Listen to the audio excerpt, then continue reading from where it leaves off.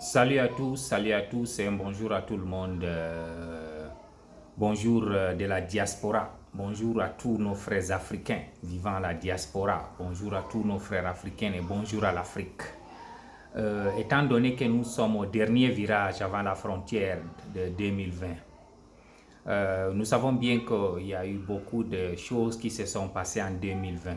Le style de vie, la manière de vivre a changé. Tous les rêves qu'on avait ont été chamboulés. Connaissant bien que la vie en elle, c'est un parcours qui doit toujours changer, étant bien donné que l'être humain ne veut pas le changement, mais on est dans l'obligation de changer. Qu'est-ce qu'on a appris en 2021? On a appris en 2021 que nul n'est vulnérable dans la vie. Ça veut dire que ce soit le riche ou le pauvre, nul n'est vulnérable. Mais comment on a pu survivre cette stratégie, la différence entre le riche et le pauvre? Le riche était toujours préparé dans sa vie que ce genre de choses vont arriver. Et si ça arrive, ils savent comment ils vont faire à ce qu'ils essaient de surmonter. Ça veut dire qu'ils essaient de trouver une solution dans cette situation.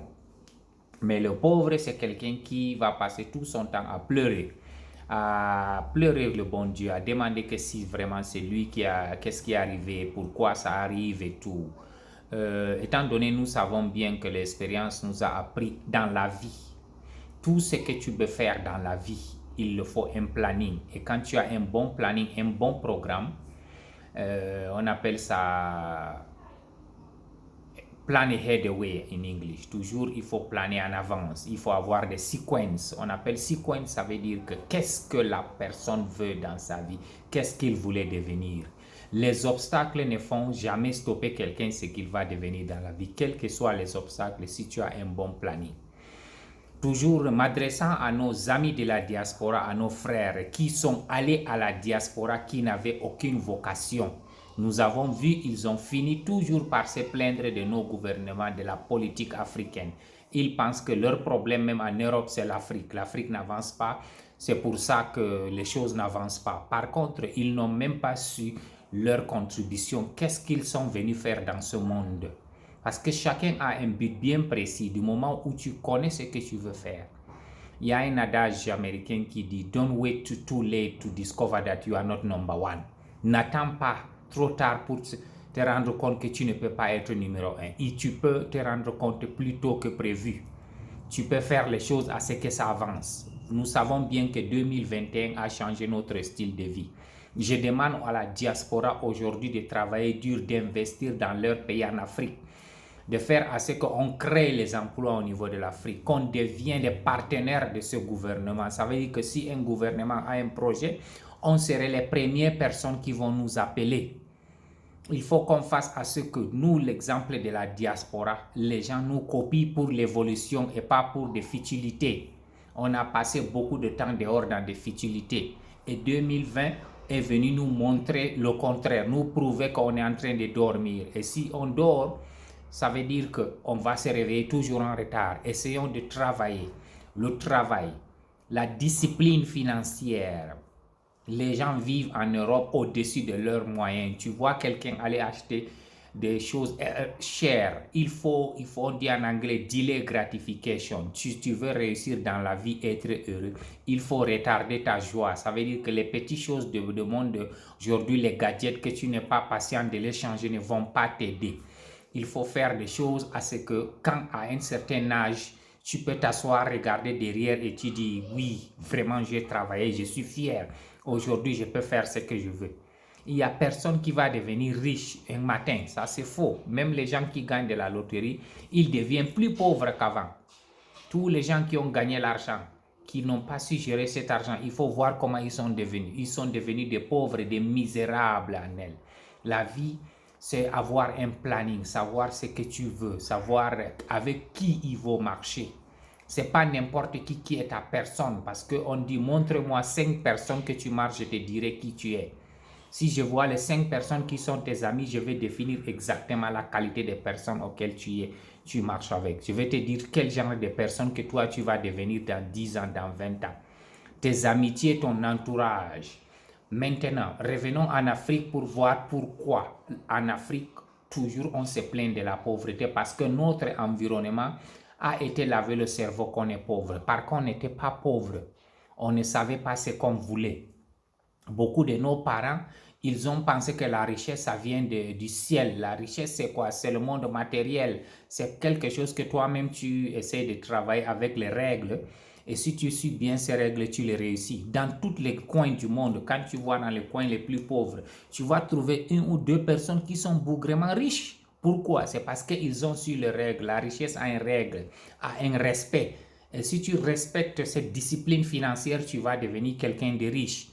Aujourd'hui, je vous donne un exemple simple. Au Cameroun, la totalité des Camerounais qui vivent à la diaspora n'ont pas le budget d'une seule personne au niveau du Cameroun. Un seul riche du Cameroun est plus riche que tous les Camerounais qui sont à la diaspora. C'est pour te montrer combien de fois le pays il est béni, il a beaucoup de choses.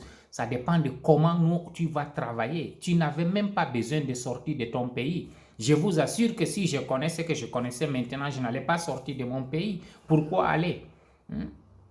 Il y a tout, on est béni avec tout. Il fallait qu'on connaisse les règles de la vie, essayer de faire à ce que on avance et puis les choses donnent ce qu'on doit faire. La réalité, elle est simple. Il y a beaucoup d'investissements au niveau de notre pays qu'on doit continuer à faire aujourd'hui. Beaucoup de choses. Il faut qu'on crée l'entrepreneuriat, le leadership. Il faut que cette jeunesse prenne la responsabilité. Et qu'en prenant nos responsabilités, c'est de savoir ce qu'on veut. Aujourd'hui, la jeunesse est toujours trompée par les futilités de Facebook, de Instagram. Ça veut dire que tu passes tout le temps à voir quelqu'un, il est à Tour Eiffel avec les vestes et tout. Tu penses que ça commence à te laver le cerveau. Tu te dis que c'est ça que tu veux. Par contre, le petit que tu as au niveau de ton pays, si tu te débrouilles, tu vas devenir mieux que ces gens-là. Si tu vois quelqu'un, il a fait 20 ans dehors, il n'est pas venu, ça veut dire qu'il ne voit pas du bien. Il n'y a que le mensonge.